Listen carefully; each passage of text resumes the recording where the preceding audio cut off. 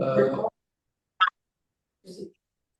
on est en train de faire un test parce que c'est nouveau pour nous autres d'avoir un système de téléconférence directement au bureau. Puisqu'on a l'intention de s'en servir de plus en plus pour tenter de vous informer mieux que par le passé. Euh, D'accord. c'est principalement André qui va vous expliquer la situation pour faire une mise à jour où on est rendu. On espère que si vous avez des questions à poser, on va y répondre. On est là pour ça. On trouve peut-être un petit peu dommageable qu'il n'y ait pas plus de gens qui se soient intéressés, parce que même par le passé, on a tenté à plusieurs reprises de pouvoir organiser une rencontre avec les gens de Charlevoix. Puis malheureusement, ça a été par la négative. Fait que, on va vous souhaiter une bonne soirée. Je vous passe la parole à André. André, qui est le président du comité juridique et politique, qui va vous faire la mise à jour. D'accord. Ah. Alors, bonjour, je vais vous parler peut-être de ce qui s'est passé au cours des 12-18 derniers mois. Comme vous le savez, on s'identifiait autrefois comme communauté métisse de la CNDRSM, communauté métisse du domaine du roi, Seigneurie de Maigre.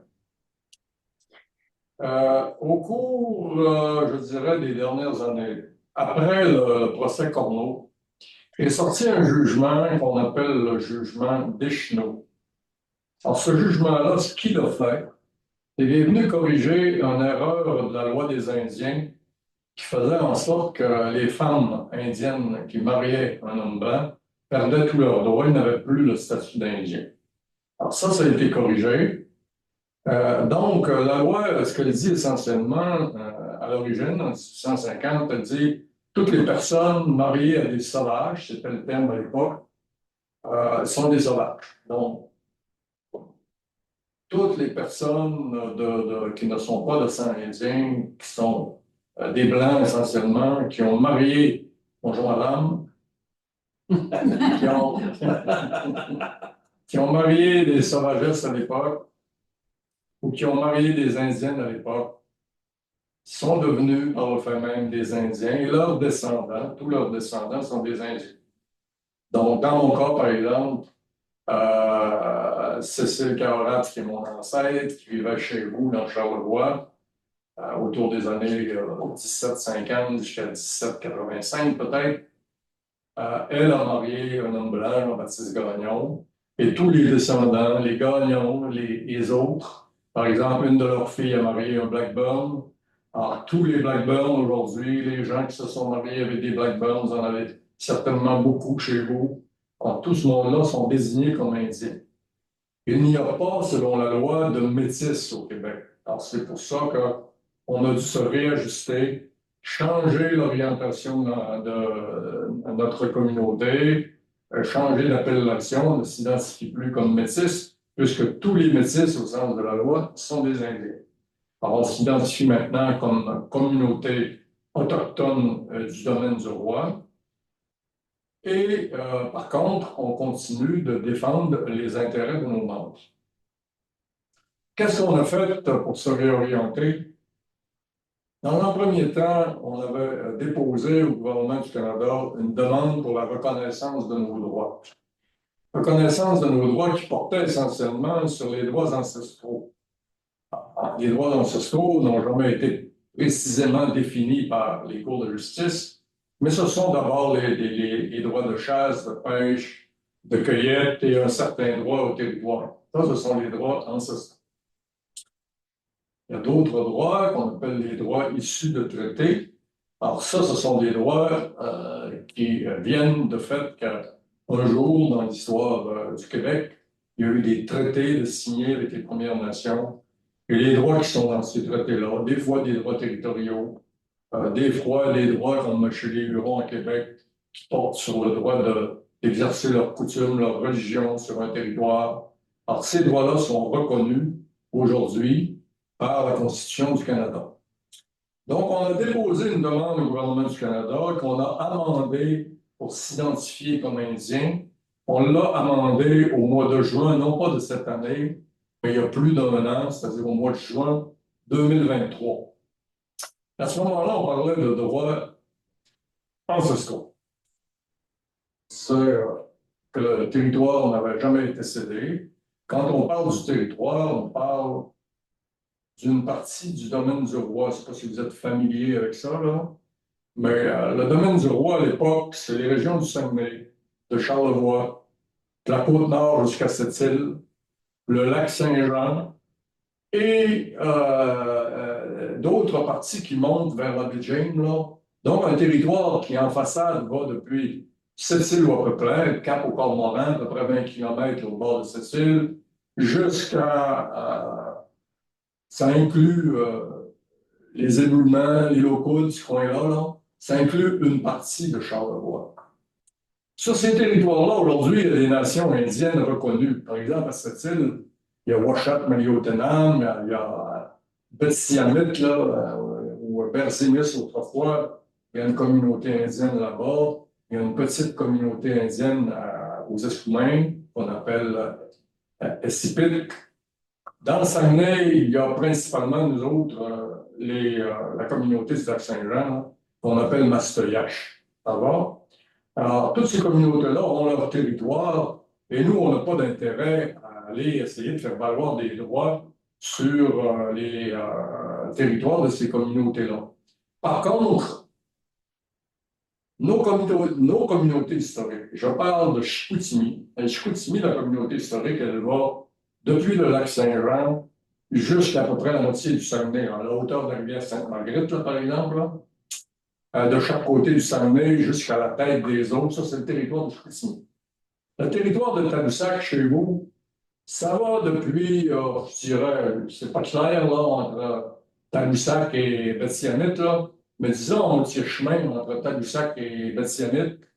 Et de l'autre côté, ça va, je vous le mentionnais tantôt, là, une partie de Charlevoix et l'intérieur des terres. Donc, une partie de ce qui est le parc national maintenant des Laurentides. Alors ça, c'est le secteur que j'appelle le territoire historique de Tadoussac. Le mot Charlevoix, par exemple, va arriver dans le décor juste vers les années 1780, 1800. Alors, avant ça, on appelait ça le territoire de Tadoussac. Alors, on se comprend bien. Donc, nous, on défend les intérêts des gens qui sont sur le territoire de Tadoussac, sur le territoire de Chicoutimi, avec les définitions que je vous ai données, là, les limites que je vous ai données. On défend les droits territoriaux sur ces deux groupes-là. Mais il y a d'autres droits que les droits territoriaux.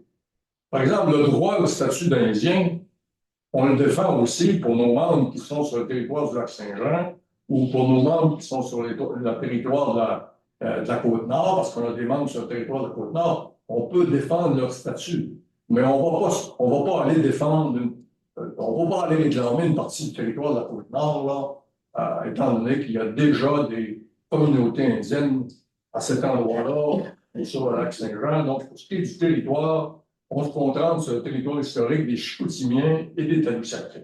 Alors, donc ça, c'est notre revendication auprès du gouvernement du Canada. Il se donne 3 ans pour étudier notre demande, pour voir si, effectivement, on a des droits ancestraux. Ça fait 1 an et demi qu'ils travaillent là-dessus. On leur a parlé au cours des 2 ou 3 derniers mois. On a eu une conférence exactement comme celle-là. Mais on ne s'est pas arrêté là parce que beaucoup de nos membres ont fait des demandes pour avoir le statut indien et avoir la carte d'Indien. Bon, il y a des familles qui sont parvenues à avoir le statut indien. Par exemple, les descendants de Christine Kitchera, Lavaltrie Kitchera, un des ancêtres de la communauté. Ces gens-là ont réussi à avoir des cartes d'Indiens. Il y en a environ 400 qui ont réussi à avoir des cartes d'Indiens. Du côté du lac Saint-Jean, ici, ça, c'est un mouvement qui est parti, l'inscription au registre des Indiens, là, ça a beaucoup parti autour de Escoumins. Les familles Kitchera autour des Escoumins, ils portent plus ce nom-là, évidemment. C'est des Maltais, c'est des Saint-Jean, c'est des Tremblay, c'est d'autres noms de famille, des Brissons. Mais ils avaient un ancêtre qui s'appelait Christine Kitchera. Dans la même famille des Kitchera, il y a un autre groupe, Pichera a eu plusieurs femmes. François Lavatrie Pichera a eu 5 ou 6 femmes. Et bon, dans un autre mariage, avec une femme qui s'appelait Matchiragan, Adélaïde Matchiragan, il y a aussi des gens qu'on retrouve maintenant au lac Saint-Jean, proche du lac Saint-Jean sur le Saguenay. Il y en a 150 qui ont réussi à avoir des cartes d'Indiens. Dans les deux cas, aujourd'hui, le gouvernement du Canada leur demande des informations additionnelles, même s'ils ont leur carte en main, ils leur demandent des informations additionnelles sous prétexte que les informations dont ils disposent sont insuffisantes. Que s'ils ne fournissent pas ces informations-là, ils vont possiblement perdre leur statut d'Indien. C'est là où on en est avec ces familles-là. D'autres familles, moi, je suis descendant de Cécile Carlat, à travers la famille Blackburn, que je vous mentionnais tantôt. Alors, moi, j'ai fait une demande. On m'a refusé à 2 reprises. Je suis rendu au moment où je soumets un avis de protestation au gouvernement du Canada. Il faut que je passe par là. Il y a des étapes, là. Je suis rendu à l'avis de protestation. Alors, bientôt aussi, on va être rendu avec la possibilité de débattre de ce dossier-là, le dossier des Carottes, le dossier des Pichera. Il est possible qu'on aille jusqu'aux tribunaux, une fois qu'on va avoir fini là, de parler aux registraires et d'épuiser les étapes qu'on nous impose. Il est possible qu'on aille devant les tribunaux pour faire reconnaître nos droits, avant de reconnaître les droits de ces familles-là. Mais on ne se limitera pas. Là, je viens de vous mentionner 2 ancêtres, François Lavatrie Pichera, je viens de vous mentionner Cécile Carlat, mais on en a d'autres des ancêtres comme ça. On va jusqu'à 28 ancêtres reconnus de la communauté qui ont vécu, soit sur le territoire de Chicoutimi, le territoire de Tadoussac, mais aussi sur d'autres territoires, mais qui étaient reliés toujours aux nations montagnaises. On parle pas de. On n'est pas capable pour le moment de traiter les Cas-Hurons, Micmac, Abénaquis, etc., surtout les familles montagnaises. C'est là-dessus qu'on travaille. Comme on s'était concentré sur les droits ancestraux, je vous parle de chasse-pêche-cueillette, là, et qu'on n'avait pas regardé la partie droit issu de traité, au cours des 12 derniers mois, je dirais plutôt des 10 derniers mois, je me suis affairé avec notre historienne régionale à regarder le traité de Tadoussac de 1760. Et au cours des 2 ou 3 dernières semaines, on a publié un document qui s'appelle Du traité de Tadoussac au traité de Pétapan. Alors, c'est une étude sur le traité de Tadoussac. Qu'est-ce que c'est le traité de Tadoussac? Est-ce que vous en avez déjà entendu parler ou c'est nouveau pour vous? Vous avez fermé votre micro. Ouvrez votre micro. Est-ce qu'on. Essayez donc de parler, ouais? Non, c'est pas encore. Ouais. Votre micro est fermé. Petit. Oui. Alors, je crois qu'on s'entend. Oui, OK. Bon, vaguement, je l'ai entendu vaguement parler du traité de Tadoussac, vaguement. Bon, le Mais traité je suis de Tadoussac. pas assez informé pour échanger là-dessus. Je vais vous dire de quoi il en retourne, là. C'est qu'en 1760, au moment de la conquête, il y a eu 3 membres de la famille Kaolat qui ont été tués par un capitaine de navire. Et ces personnes-là, ça donne à être le frère de mon ancêtre, Thomas Kaolat, sa conjointe, Brigitte, pas Brigitte, Gertrude Chisquet, et un autre qui avait été tué, là, escalpé, un gagnon, qui était le mari de mon ancêtre, a été tué, escalpé, près de Chute-Montmorency, à Québec. Alors, tout ça, ça a fait beaucoup de bruit parce que Thomas Kaolat et Cécile Kaolat descendaient d'une lignée de chefs là. Descendaient de Charles Kaolat, qui avait été chef des montagnards, descendait de Thomas Kaolat, qui avait été chef de Chicoutimi. Vous me suivez, là? Bon, et à ce moment-là, on a encore perdu votre. Non. Non, parce que, OK. Oui, c'est mon ancêtre, Cécile Cahorat. Cécile Kaolat, là, son frère Thomas Kaolat a été tué par un capitaine de navire. Il a été accompagné je crois, sa conjointe ou la personne avec qui il vivait à ce moment-là. Et aussi, Jean-Baptiste Gagnon, qui était commis du poste de retraite de Tadoussac, avait été tué à peu près à la même époque à Chute-Montmorency, où il était présent avec 800 autres Canadiens et sauvages là, qui faisaient partie du contingent qu'on appelait le contingent de l'armée sauvage là, au Chute-Montmorency à l'époque.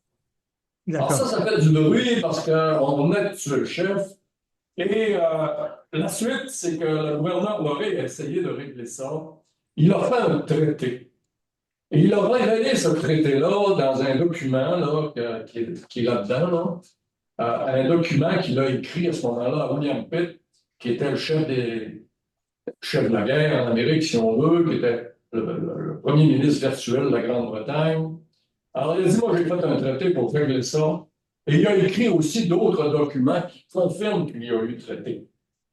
D'accord. Donc, nous, ce qu'on a fait, c'est qu'on a travaillé là-dessus avec Russell et on a fait le tour de tous les tenants et aboutissants de ce traité-là.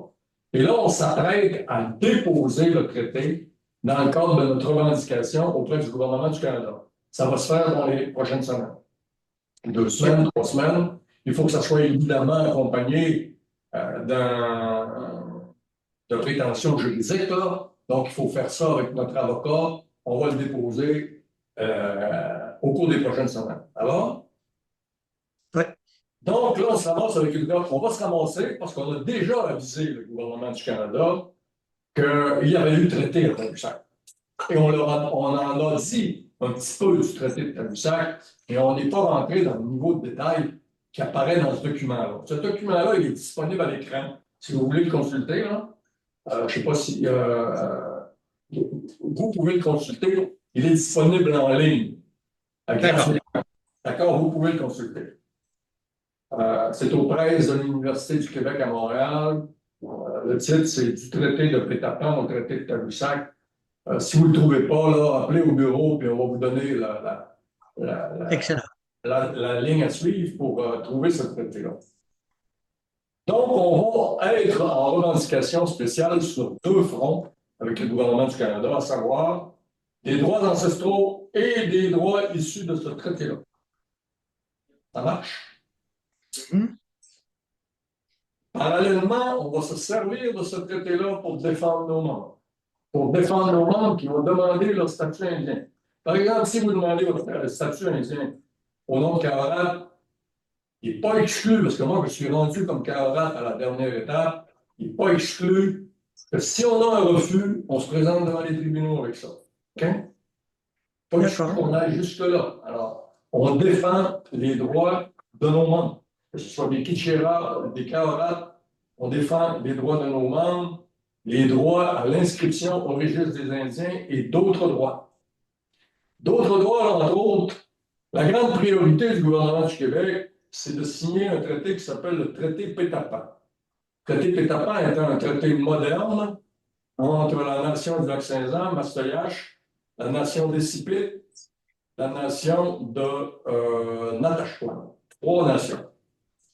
Le gouvernement du Canada a déjà donné son accord tacite à ce nouveau traité. Le gouvernement du Québec tarde à le faire. Bien que le premier ministre a annoncé, je pense que c'était déjà en début d'année, qu'il signerait avant le mois de mars. C'est toujours pas signé, c'est toujours en discussion. Par contre, ce qui arrive avec le traité Pétapan, c'est que notre territoire historique du Saguenay, par exemple, qui était le territoire des Chicoutimiens, se voit désormais devenir une partie pour la nation des Escoumins, l'autre partie pour la nation de Mastoyache ou du Lac-Saint-Jean. On se ramasse sans territoire sur le Saguenay, et c'est bien évident qu'on n'acceptera pas ça. On a déjà dit au gouvernement du Canada, on n'acceptera jamais que les terres du Saguenay soient partagées entre les Escoumins et Mastoyache ou Roberval, ils sont à côté de Roberval. La même chose, si jamais ça porte sur une partie de votre territoire à Tadoussac, on n'acceptera jamais ça. On va défendre les territoires historiques, autant la partie charlevoisienne qu'on appelait Tadoussac à l'époque, que la partie saguenayenne qui portait le nom de Chicoutimi. On s'entend là-dessus. Alors, c'est là-dessus qu'on travaille.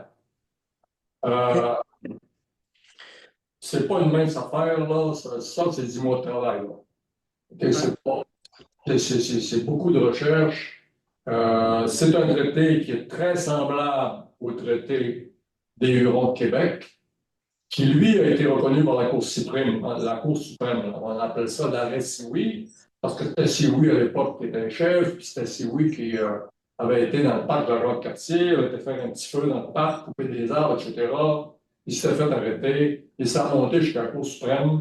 La Cour suprême a dit, oui, c'est un traité en bonne et due forme, et ces gens-là ont des droits, y compris dans le parc Jacques-Cartier, de pratiquer ce qu'ils pratiquaient autrefois, leur coutume, leur façon de vivre. Ils ont le droit de faire ça.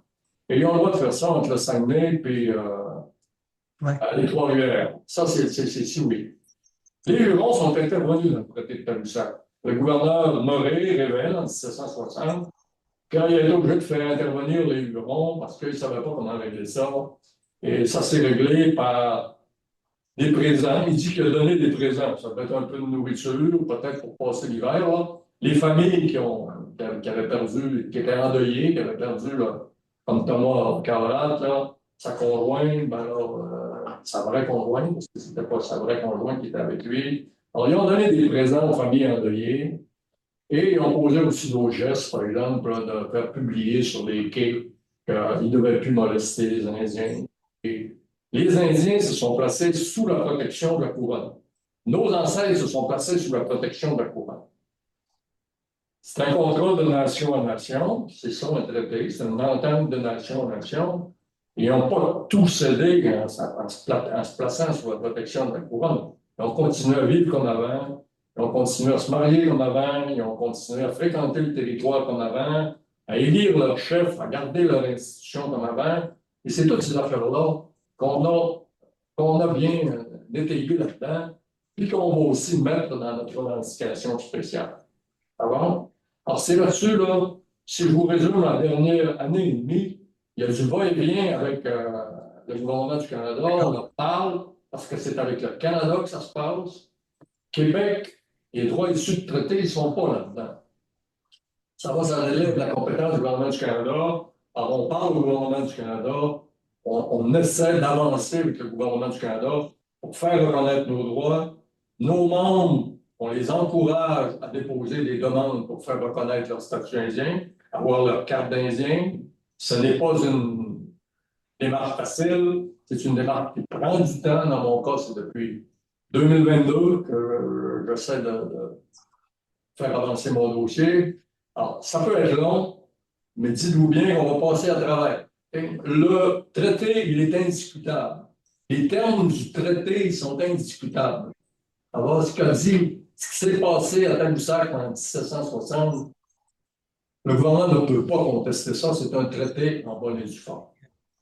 Alors, vous êtes assis sur un traité, Cécile Caroline est carrément dans le traité parce qu'elle est vivante au moment du traité.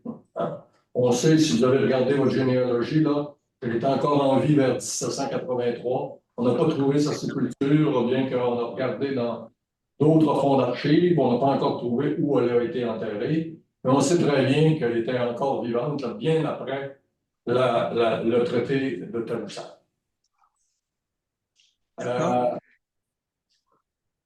Donc, si vous me demandez ce que je fais, là, c'est ça que je fais. C'est de travailler. OK. Comprendre notre histoire, comprendre ce qui s'est passé et se servir de ça pour faire avancer nos intérêts auprès du gouvernement du Canada. Et protéger aussi nos intérêts sur nos territoires historiques, là, de Chicoutimi et de Tadoussac, principalement. Ça fait à peu près le tour